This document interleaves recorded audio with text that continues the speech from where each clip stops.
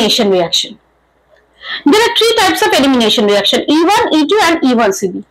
At first we have to know what is elimination. Elimination के नाम के अंदर ही कुछ तो eliminate हो जाएगा. जैसे suppose this is reactant. Suppose. Okay? तो elimination reaction में इसका अगर ये वाला पार्ट और ये वाला पार्ट अगर eliminate हो जाता है तो फिर हमें क्या मिलता? ये मिलता as a product. This is product 1 और ये जो इधर से निकल जाता है वो भी हमें मिल जाता एज PDT2 एंड PDT3, मतलब एज बाय प्रोडक्ट्स. सो ये हो गया हमारा कंसेप्चुअली कि क्या होता है, एलिमिनेट हो जाता है, कुछ पार्ट वहां से एलिमिनेट हो जाता है. This is known as the elimination reaction. तो एलिमिनेट जब हो जाता है, अगर हम सैचुरेटेड हाइड्रोकार्बन में ये वाला एलिमिनेशन करेंगे तो अनसैचुरेटेड हाइड्रोकार्बन मिलेगा, और अगर अनसैचुरेटेड हाइड्रोकार्बन में से एलिमिनेट करेंगे तो क्या मिलेगा? अनसैचुरेशन बढ़ता जाएगा. ठीक है, तो फिर एग्जांपल देखते हैं. CH, यहाँ पे एक हैलोजन कंसिडर करते हैं, यहाँ पे एक और हैलोजन कंसिडर करते हैं, यहाँ पर हाइड्रोजन भी कंसिडर कर सकते हैं. ठीक है, तो ये अगर अल्फा कार्बन हुआ तो ये बीटा कार्बन एटम. ठीक है, तो फिर अगर हम ये वाला सैचुरेटेड हमें दिख रहा है, saturated hydrocarbon it is ethane, मतलब एक यहाँ पे हैलोजन से. तो यहां से अगर हम एलिमिनेट करेंगे, मैकेनिज्म नहीं दिखा रहे हैं, सिर्फ कॉन्सेप्ट पहले बता रहे हैं, एलिमिनेट करेंगे तो ये वाला और ये वाला एलिमिनेट हो जाएगा और ये बॉन्ड यहाँ पे शिफ्ट हो जाएगा. देन यू गेट एल्कीन और इसके साथ HX एलिमिनेट हो गया. ठीक है, तो यहाँ पे देखो, यहाँ पे जो एलिमिनेशन हो रहा है ये C1 और C2 से हो रहा है, मतलब अल्फा और बीटा दोनों से ही हो रहा है. तो इसलिए इस एलिमिनेशन रिएक्शन को हम अल्फा बीटा एलिमिनेशन रिएक्शन भी बोल सकते हैं, या फिर बोलते हैं 1-2 एलिमिनेशन रिएक्शन. ठीक है, यहां तक. तो अभी हम देखेंगे types of elimination reaction. That is E1 elimination unimolecular reaction, E2 elimination bimolecular reaction, और E1CB मतलब elimination unimolecular from the conjugate base. It is not in boards but important for वेब जी या फिर जी मेंस और advance या फिर NEET. E1CB elimination unimolecular from the conjugate base. Yes, unimolecular क्या ना, यूनिमोलिकुलर क्यों है? क्योंकि यहाँ पे सिंगल मॉलिक्यूल के ऊपर rate of the reaction depend करेगा. यहाँ पे दो मॉलिक्यूल के ऊपर, सबस्ट्रेट और रिएक्टेंट दोनों के ऊपर ही डिपेंड करेगा, और यहाँ पे एक के ऊपर ही रिएक्टेंट रिएक्शन रेट डिपेंड करेगा, बट यहाँ पे कॉन्जुगेट बेस इंक्लूड होगा. तो फिर अभी हम देखेंगे क्या मैकेनिज्म. मैकेनिज्म देख लेते हैं. पहले जो देखेंगे वो है E2. पहले देखते हैं, तो E2 देख लेते हैं. तो हम अल्कोहलिक KOH एज सबस्ट्रेट हम यूज करेंगे या फिर एज रिएजेंट हम यूज करेंगे.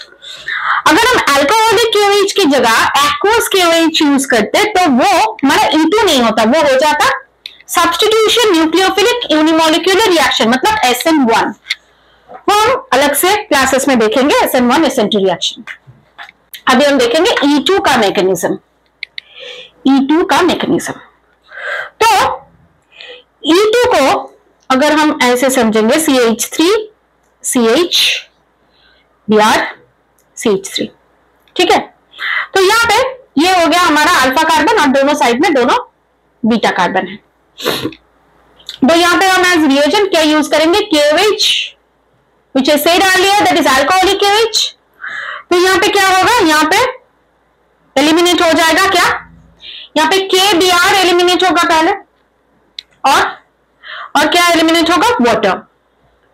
तो वाटर अगर एलिमिनेट हो जाएगा तो पहले हम यहाँ के प्रोडक्ट देख लेते हैं, बाद में हमें रिएक्शन मैकेनिज्म समझेंगे. तो फिर यहाँ पे हमारा एल्कीन भी प्रिपेयर होगा, मतलब प्रोपीन प्रिपेयर हो जाएगा, CH2 double bond CH CH3.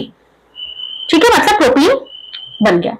तो अभी हम देखेंगे कि कैसे बना, मैकेनिज्म देखेंगे. ये वाला अभी हम एग्जांपल देखें. तो देखो C, तो CH, यहाँ पे है Br, CH,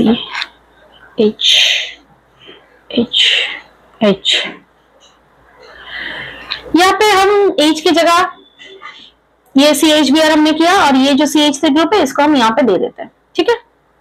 तो ये हो गया हमारा अल्फा, ये हो गया हमारा बीटा कार्बन एटम। तो हमें मिलेगा क्या है यहाँ पे K प्लस Br माइनस, तो K प्लस KOH का K प्लस यहाँ पे आया, तो क्या होगा, और OH यहाँ पे लिखते हैं। ये जो OH है ये क्या करेगा, यहाँ पे इस प्रोटॉन्स को ये एक्सेप्ट कर लेगा, ठीक है। तो एक्सेप्ट करने के बाद क्या होगा, ये जो बॉन्ड है यहाँ पे शिफ्ट कर जाएगा। सो वी गेट, और ये जो लिविंग ग्रुप है ये यहां से रिलीज कर जाएगा। So we get C double bond C, यहाँ पे आ गया हमारा H, यहाँ पे भी हमारा आ गया H, यहाँ पे रह गया CH3, यहाँ पे H रह गया, और साथ में ये हो गया हमारा क्या, KBr और H। ये OH जो है ये प्रोटॉन एक्सेप्ट किया यहाँ पे, और यहाँ पे फॉर्मेशन हो गया H2O। बट यहाँ पे एक और स्टेप हम लिख सकते हैं, जैसे जब यहां से ये डायरेक्टली प्रिपेयर नहीं होता, यहाँ पे एक मिडिल वाला स्टेप होता है जहां पे तैयार होता है क्या, ट्रांजिशन। मतलब जो भी बॉन्ड ब्रेक कर जाता है वो तो डायरेक्टली ब्रेक नहीं करता, एक और ट्रांजिशन स्टेट बीच में होता है। तो वो ट्रांजिशन स्टेट हम कैसे लिखेंगे, ये बॉन्ड ब्रेक कर रहा है, यहाँ पे डबल बॉन्ड तैयार हो रहा है, और यहाँ पे भी H निकल रहा है H2O के हिसाब से। तो ट्रांजिशन स्टेट के लिए हम पहले एक ब्रैकेट देंगे, थर्ड ब्रैकेट, उसके बाद लिखेंगे C, बड़ा सा बॉन्ड, यहाँ पे डॉटेड, मतलब ये बॉन्ड अनस्टेबल है, अभी तक पूरी तरह से तैयार नहीं हुआ था। उसके बाद ये बॉन्ड भी ब्रेक करेगा, इसलिए इसको ऐसे नहीं देंगे, हम डॉटेड लाइन से यहाँ पे लिखेंगे, ठीक है। और इसके साथ जुड़ा हुआ है क्या, OH। नेक्स्ट वाला बॉन्ड तो स्टेबल है, ये भी स्टेबल है, साथ में और क्या ब्रेक करेगा, ये वाला, मतलब Br ब्रेक कर जाएगा, ठीक है। यहाँ पे H है, यहाँ पे हमारा है CH3, ठीक है। और ट्रांजिशन स्टेट को समझाने के लिए यहाँ पे एक्सा वाला साइन देना पड़ता है, ये हमें मिल गया TS, मतलब ट्रांजिशन स्टेट। सो ट्रांजिशन स्टेट में देखो, यहाँ पे ये एक अनस्टेबल बॉन्ड, यहाँ पे अनस्टेबल और यहाँ पे अनस्टेबल, मतलब ये वाला दोनों बॉन्ड ब्रेक करेगा और ये वाला बॉन्ड फॉर्मेशन होगा, जो कि यहां से यहां तक आएगा। तो यहाँ पे जो फॉर्मेशन होगा ये हो जाएगा हमारा डेल्टा माइनस, राइट, यहाँ पे भी हो जाएगा हमारा डेल्टा माइनस, ठीक है। तो इसको हम बोलते हैं क्या, TS या फिर ट्रांजिशन स्टेट। तो अगर हमें बोला जाएगा कि यहाँ पे रेट किसके ऊपर डिपेंड करता है, rate is directly proportional to the concentration of substrate, right. So concentration of substrate अगर हम बोलेंगे तो फिर यहाँ पे किसके ऊपर डिपेंड करता है, as it's a single step reaction so it depends on the concentration of CH3 CHBr CH3 और साथ में किसके कॉन्सेंट्रेशन, KOH का कॉन्सेंट्रेशन, ठीक है। as it's a single step reaction so यहाँ पे अगर हम ये वाला मतलब प्रोपोर्शनलिटी साइन को हटाने जाएंगे तो यहाँ पे we have to use some constant, तो K यूज कर सकते हैं, ठीक है। तो यहाँ पे देखो ये E2 हम क्यों बोल रहे हैं, ये सबस्ट्रेट मतलब ये KOH का कंसंट्रेशन और जो रिएक्टेंट है उसके कंसंट्रेशन दोनों के ऊपर ही डिपेंड कर रहा है, इसलिए इसको हम बोल रहे हैं क्या, E2, मतलब एलिमिनेशन बाय मॉलिक्यूलर रिएक्शन, ठीक है।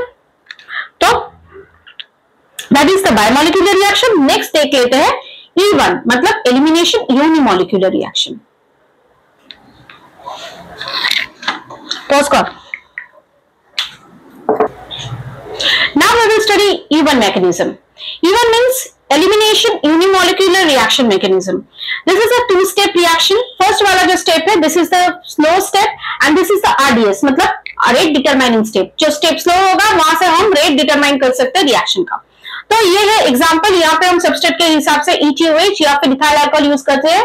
आप लोगों को अगर ETOH लिखने में दिक्कत हो तो फिर C2H5OH भी लिख सकते हो, गलत नहीं है। तो एग्जाम्पल में देखते हैं, टर्शियरी ब्यूटाइल ब्रोमाइड से हम बना रहे हैं क्या, 2-मिथाइल प्रोपीन। तो अभी हम देखेंगे इसका मैकेनिज्म, चलो देखते हैं।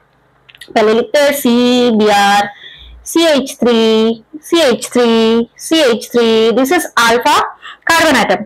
यहाँ से ये वाला बॉन्ड यहाँ पे शिफ्ट हो जाता है, तो फिर यहाँ से एक इंटरमीडिएट बनेगा, या फिर this is the slow step, so it is known as the RDS या फिर रेट डिटरमाइनिंग स्टेप। तो यहाँ पे हमारा जब बॉन्ड शिफ्टिंग होता है, मतलब इलेक्ट्रॉन यहाँ से शिफ्ट कर जाता है, तो यहाँ पे हमें मिलता है कार्बोकैटायन। और ये जो कार्बोकैटायन हमें मिल रहा है, ये कैसा कार्बोकैटायन है? ये कार्बोकैटायन है हमारा 3 डिग्री कार्बोकैटायन। सो 3 डिग्री कार्बोकैटायन क्या होता है? 3 डिग्री कार्बोकैटायन बहुत ही ज्यादा स्टेबल होता है, ठीक है। तो फिर ये वाला 3 डिग्री कार्बोकैटायन अगर हमें मिल गया, तो इसको हम थोड़ा सा ब्रेक करके लिखते हैं समझने की सुविधा के लिए। तो हमें मिलता है क्या यहाँ पे? Substitute OH। सो ये जो OH माइनस है, ये यहाँ पे आके अटैक करता है, ठीक है। तो फिर ये यहाँ पे आके अटैक किया, तो फिर ये वाला बॉन्ड क्या होगा? ये वाला बॉन्ड यहाँ पे शिफ्ट कर जाएगा।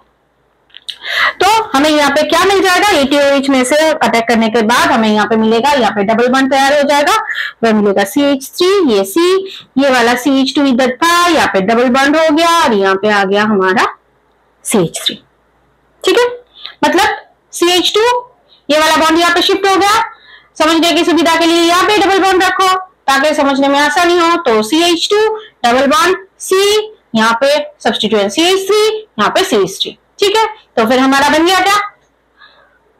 1 2 3, 2 नंबर पोजीशन पे मिथाइल, सो 2 मिथाइल प्रोपीन, ठीक है। तो फिर यहाँ पे जो रेट होगा हमारा, ये वाला जो रेट है, ये डिपेंड करेगा सिर्फ और सिर्फ टर्शियरी ब्यूटाइल ब्रोमाइड के ऊपर। मतलब it depends on T butyl bromide, reactant के ऊपर डिपेंड करेगा, ठीक है। तो फिर अगर इसको हम हटा देते हैं तो इक्वल टू K। तो यहां से हमें क्या मिलेगा? यहां से हमें मिलेगा रेट डिटरमाइनिंग स्टेप। हमने बोला जो स्लो स्टेप है वही है आरडीएस, तो यहाँ पे हमें मिल जाएगा रेट। तो ये सिर्फ एक ही मॉलिक्यूल के ऊपर डिपेंड कर रहा है, इसलिए हम इसको बोलते हैं क्या? E1 mechanism. मैकेनिज्म को अगर समझ लोगे तो ये वाला रिएजेंट की जगह, मतलब ये रिएक्टेंट की जगह हम किसी भी रिएक्टेंट दे दे, तो आप इसके ऊपर इस प्रोफॉर्मा पे अप्लाई करके प्रोडक्ट को निकाल लोगे। अगर कोई प्रॉब्लम हो तो कमेंट सेक्शन में बताएं। Thank you so much. E1CB mechanism, right? That means elimination unimolecular. CB means to say conjugate base. In our previous class or in our previous video, we have already discussed E1 and E2 mechanism. E1 means elimination unimolecular reactions. Elimination by molecular reaction is E2. And now we will discuss E1CB, that means elimination unimolecular from the conjugate base. So let's see at first one example which will explain what the reaction is. After explaining the example, we will discuss mechanism. Okay. We are writing an equation, an example. See, CH, Cl, Cl, C, F3. Okay. So in that case, here it is alpha carbon atom, it is beta carbon atom, and we know that beta carbon atom has the acidic hydrogen. This hydrogen is known as the acidic hydrogen, right? Which can eliminate as H plus. मतलब acidic hydrogen यहां से जब elimination हो जाएगा तो तब क्या form करेगा? It can give us the H plus, that is proton. Okay, हाँ, it is ion, it is an ion H plus. Okay, तो and this H plus is very active. Here leaving group on alpha carbon is the worst leaving group. This is the alpha carbon atom, and on this alpha carbon atom we see 3 F atoms, and this F atom is the worst leaving group. What is it? Worst. The best leaving group is iodine. Best leaving group is iodine. Now I am writing the order of the leaving groups. Next one is bromine. Next one is chlorine, and the last one is fluorine. So if we get iodine, this is the best leaving group, and if we get fluorine, this is the worst leaving group. Okay. So Here, with the beta carbon atom, two chlorine groups are associated. We know that chlorine groups are electron withdrawing group. And we have already discussed in inductive effect, electron withdrawing effects means to say they are showing minus I effect. What are they showing? Minus I effect. And whenever they are withdrawing the electron towards themselves, so the electron density of the beta carbon atom is decreasing. What? This carbon atom forming the two bonds here with the two chlorine atoms. But in that case, these two electrons are attracted by the chlorine 1 and these two electrons are attracted by chlorine 2. And that means these two chlorines are attracting electron towards itself. That means the electron density, मतलब जो भी यहाँ का electron था इसका, वो chlorine, दोनों chlorine के ओर खींचा चला जा रहा है. That means the electron density जो कार्बन का था वो डिक्रीज कर रहा है. तो फिर वो क्या कोशिश करेगा? वो कोशिश करेगा अपनी इलेक्ट्रॉन डेंसिटी को स्टेबल करने की. So now this carbon atom attracting these two electrons towards itself to maintain its electron density. That's why ये जो बॉन्ड है वो इजिली ब्रेक कर जाएगा. और ब्रेक कर जाने का मतलब क्या है? ये इसको छोड़ देगा, मतलब H प्लस को रिलीज कर देगा. Right? Now we will explain the mechanism. Okay, we have written the structures and here as reagent we are using NaOH and OET is minus, that is partial negative charge. तो ये कहां पे attack करेगा? Sodium इथानोएट. इसको हम लिख लेते हैं सोडियम इथानोएट. ठीक है, NaOH.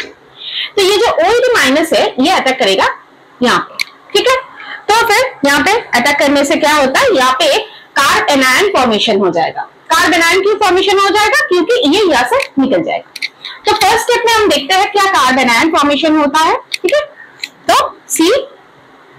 Cl, here we get minus and here we get CF3. Okay, तो इसको हम थोड़ा ब्रेक करके लिखते हैं क्योंकि हम मैकेनिज्म समझने में आसानी है. Okay, so here the carbon ion is formed and this carbon ion formation is stable.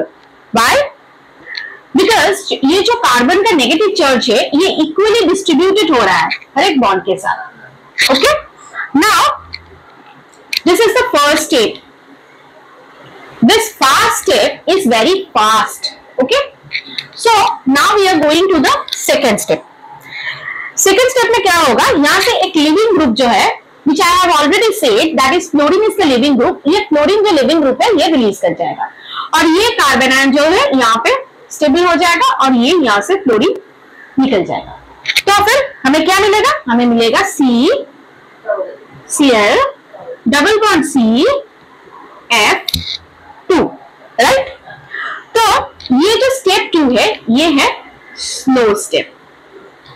ठीक है, तो ये जो स्लो स्टेप होता है किसी भी रिएक्शन का, वो स्लो स्टेप को हम बोलते हैं RDS, मतलब रेट डिटरमाइनिंग स्टेप. और ये जो रेट डिटरमाइनिंग स्टेप है इस नाम से ही पता चल रहा है कि रेट डिटरमाइनिंग स्टेप का मतलब है कि वो रेट ऑफ द रिएक्शन को कंट्रोल करता है. So how do you represent the rate of the reaction? So let's see. Rate, this is proportional to the conjugate base. Okay, now we are removing this proportionality sign, we are putting K, some constant, into Cv. So rate is directly proportional to the concentration of the conjugate base. ठीक है, मतलब ये जो rate होता है वो सिर्फ conjugate base के ऊपर ही डिपेंड करता है. Okay, that's why it is known as E1Cv mechanism, elimination unimolecular conjugate base reaction. Clear? Now it's okay. Next we will see what are the differences between E1, E2 and E1Cv. क्योंकि जो भी question आएगा वहां से लिखने में आ सकता है कि डिफरेंसेस क्या क्या होता है, या फिर ऑप्शन में दिया जा सकता है जी में, जॉइंट एंट्रेंस में, नीट एग्जाम में. तो वो अगर मिक्सर मैच ना हो इसलिए हम बता रहे हैं कि what are the differences between E1, E2 and E1CB? Okay,